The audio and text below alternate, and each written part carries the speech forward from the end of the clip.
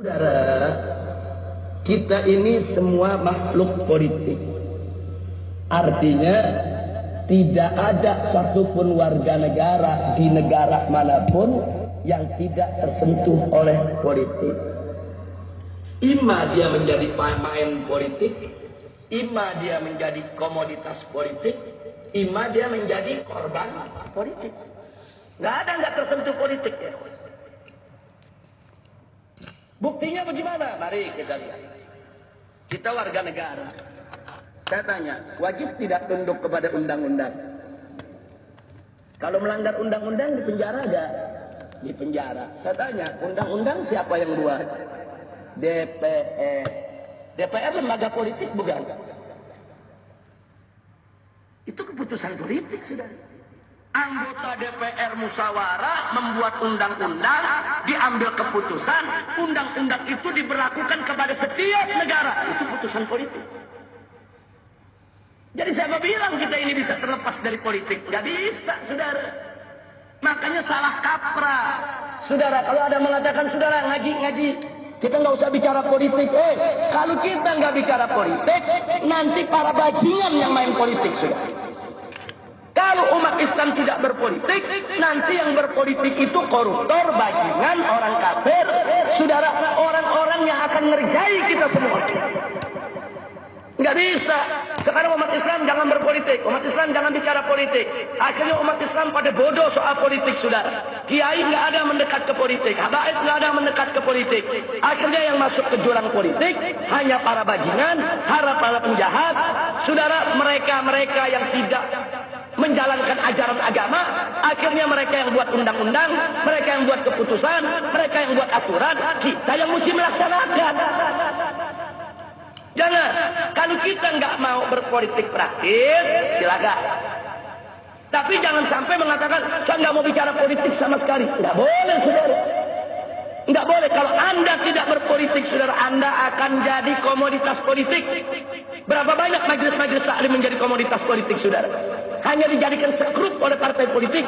Begitu lagi pilpres, begitu lagi pilkada, bantuan diberikan kepada berbagai macam majelis-majelis taklim untuk dukung calon ini, dukung calon itu, dukung partai ini, dukung partai itu. Itu namanya komoditas politik. Hanya diperalat kok, cuma dijadikan sekrup kok.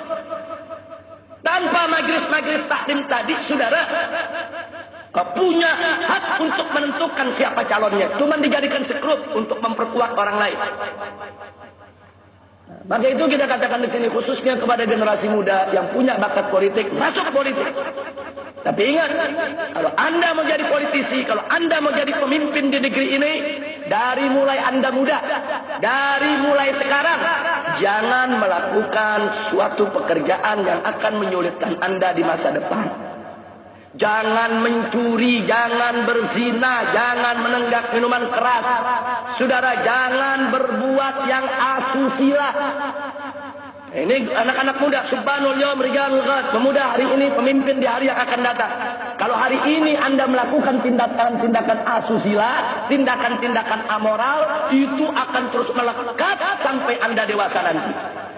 Dan bahaya, kalau Anda punya segudang kekurangan, segudang celah, segudang kejahatan, jangan terjun di politik. Berbahaya. Kenapa? Sebab kejahatan Anda, kebejatan Anda, keburukan Anda akan dijadikan alat oleh musuh untuk memeras Anda. Itu akan terjadi pemerasan politik. Bikin undang-undang macam ini ya. Kalau kau nggak setuju, ini nanti kejahatanmu kami ungkap. Bikin aturan seperti ini ya. Kalau kau nggak setuju, ini nanti kebejatanmu akan kami sebarluaskan ke tengah masyarakat. Ini namanya pemerasan politik. Jadi kalau Anda mau jadi pemimpin di negeri ini kayak anak-anak muda, Anda mau jadi anggota dewan, Anda mau jadi menteri, Anda mau jadi presiden, dari sekarang jadilah pemuda yang bersih. Bersih. Bersih akidahnya, bersih syariatnya, bersih akhlaknya. Sehingga begitu ke depan Anda menjadi pemimpin bangsa, tidak ada yang bisa memeras Anda. Nggak ada yang bisa ngancam, nggak ada. Anda bisa dengan bebas mengambil keputusan tanpa ancaman, tanpa pemerasan politik. Nah ini yang mesti ditanamkan ke anak-anak muda kita. Jangan anak-anak muda kita diajarin dari muda, jangan berpolitik, jauhkan diri dari politik. Nah kalau anak muda yang bagus pada jauh dari politik, yang main politik narkobais semua.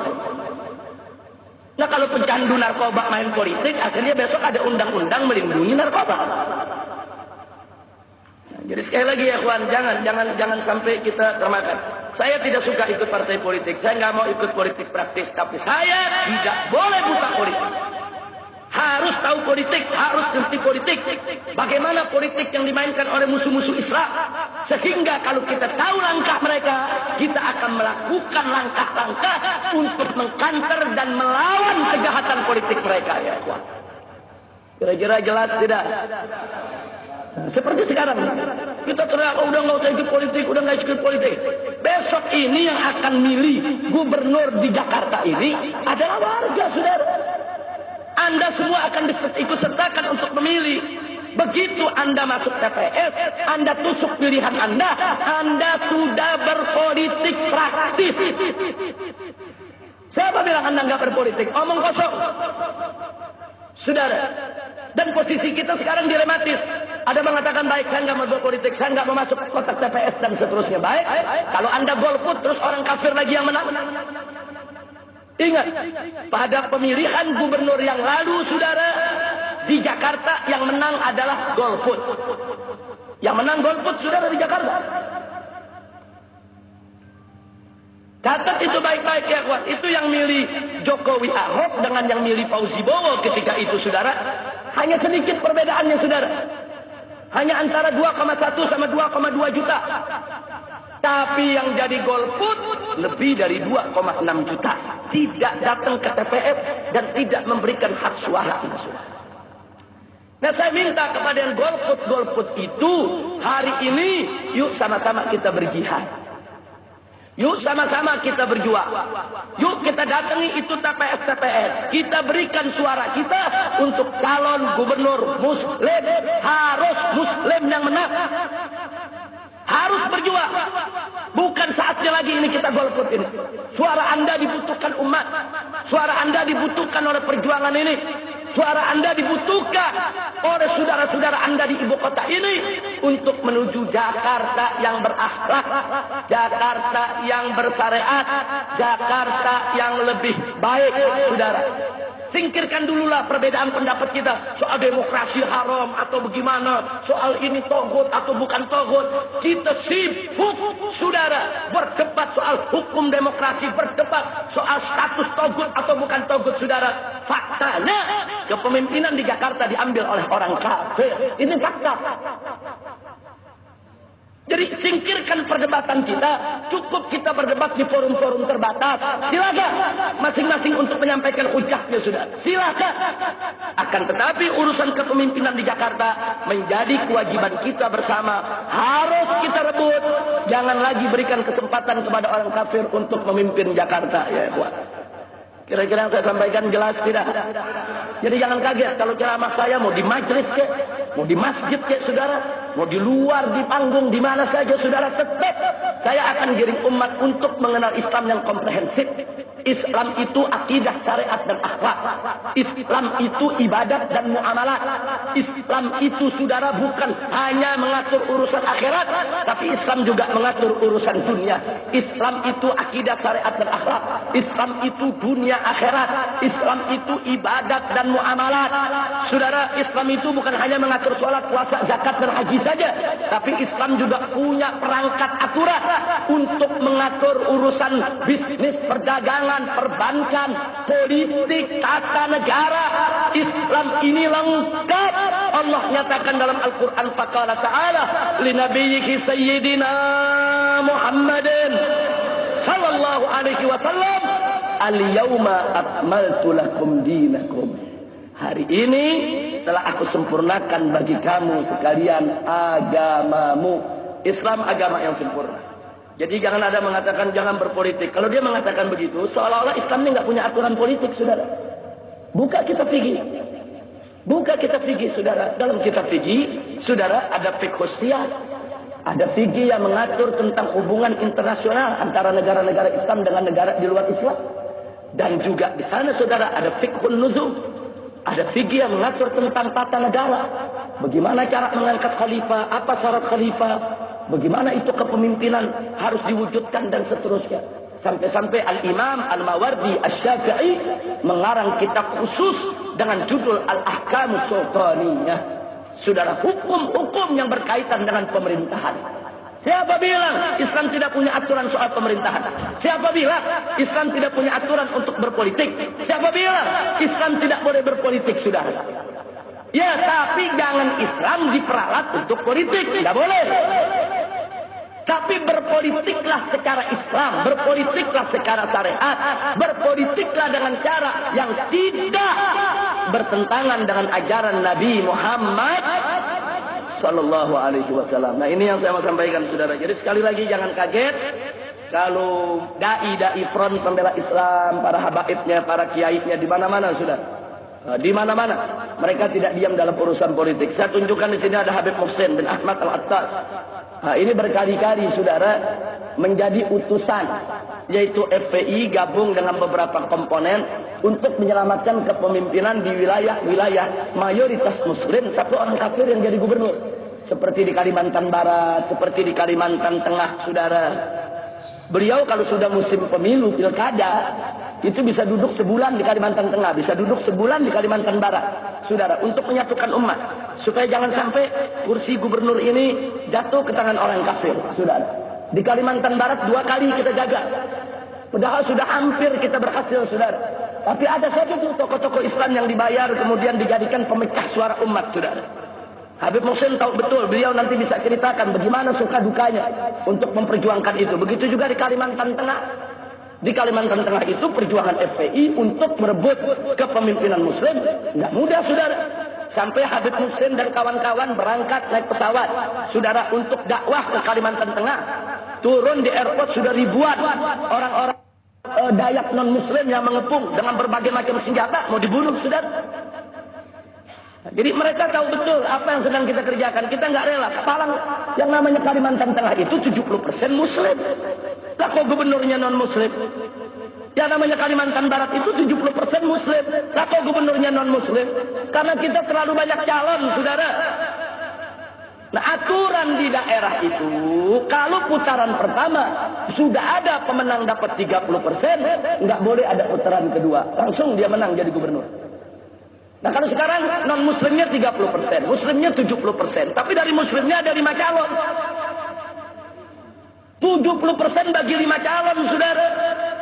20% aja nggak dapat. Sementara si non-muslim kompak 30% buat dia. Sekali putar, kita kalah. Itu yang terjadi di Kalimantan Barat. Dan itu yang terjadi di Kalimantan Tengah selama 2 periode. Tapi alhamdulillah. Tapi alhamdulillah tahun ini, saudara, dengan pertolongan Allah Subhanahu wa taala di Kalimantan Tengah kita berhasil merebut kepemimpinan Kalimantan Tengah. Saat ini gubernur Kalimantan Tengah dan wakil gubernurnya adalah Muslim. Alhamdulillah. Oh, marah yang non-muslimnya, tuntut ke Mahkamah Konstitusi. Silakan. Di Mahkamah Konstitusi tetap yang Muslim dimenangkan. Oh, sekarang mereka ngancam mau melakukan kekerasan. Silakan. Umat Islam di Kalimantan Tengah sudah bersatu, nggak bisa diadu lagi, saudara.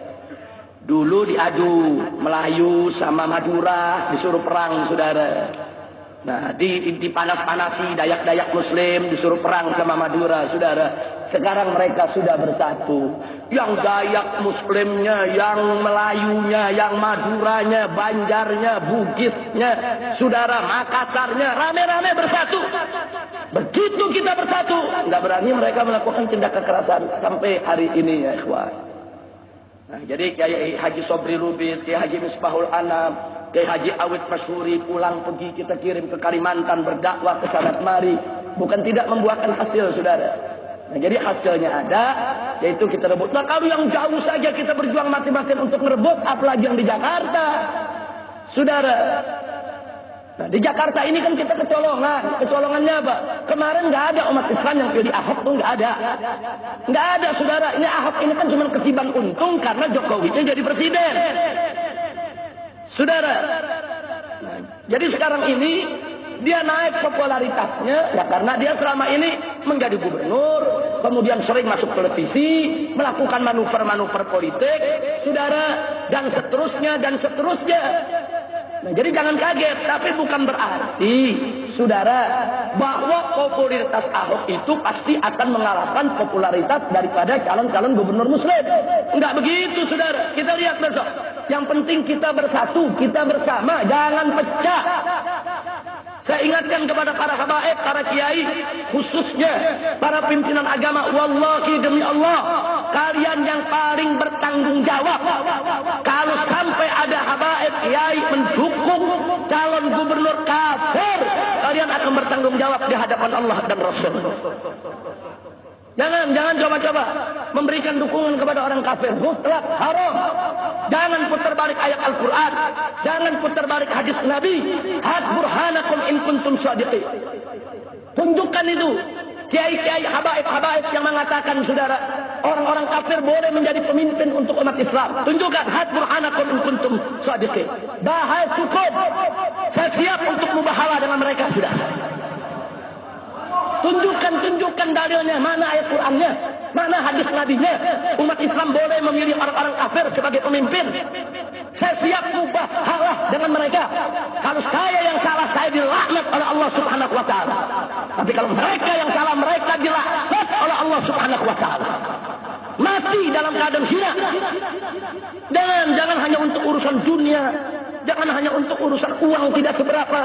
Jangan hanya untuk dana bantuan buat majelis atau pondok pesantrennya, saudara. Akidah dijual, syariat dijual, akhlak digadaikan. Inna lillahi wa inna ilaihi raji'un. Baik, saya di sini tidak mau diadu, saudara. Karena itu saya tidak perlu, dan kita juga semua tidak perlu menyebut nama kiainya, nama habibnya. Jangan. Sebab kalau kita diadu, saudara, nanti yang kafirnya tepuk tangan. Sebab musuh kita ini bukan si kiainya, bukan si habibnya, saudara. Jadi fokuskan serangan kita kepada si kafir. Fokuskan perlawanan kita kepada si kafir. Fokuskan gerakan kita untuk melengsarkan si kafir. Jangan mau kita diadu antar majelis taklim, saudara. Insya Allah. Nah, ini yang saya mau sampaikan. Tapi alhamdulillah, saya senang dan saya bersyukur kepada Allah. Belakangan ini banyak majelis-majelis taklim seluruh Jakarta. Dari majelis yang kecil sampai majelis yang besar, saudara. Mereka datang bersilaturahmi kepada kita. Mereka menyampaikan apa yang mereka inginkan secara umum. Saudara, keinginan mereka dengan keinginan kita sama. Sama. Ini majelis-majelis taklim besar yang ada di Jakarta ini. Alhamdulillah. Mereka dengan kita punya keinginan yang sama. Ya, tinggal bagaimana kita mengkonsolidasikan kekuatan ini. Mengkoordinasikannya dengan baik. Dan kita harus bagi-bagi tugas. Enggak semua orang bisa berteriak. Saudara, yang bisa berteriak, berteriaklah. Tapi ada orang yang hanya bisa berbisik. Ya berbisiklah. Sudah. Jadi sesuaikan dengan kemampuan kita. Yang bisa teriak, teriak. Yang bisa berbisik, berbisik. Saudara. Nah, mari kita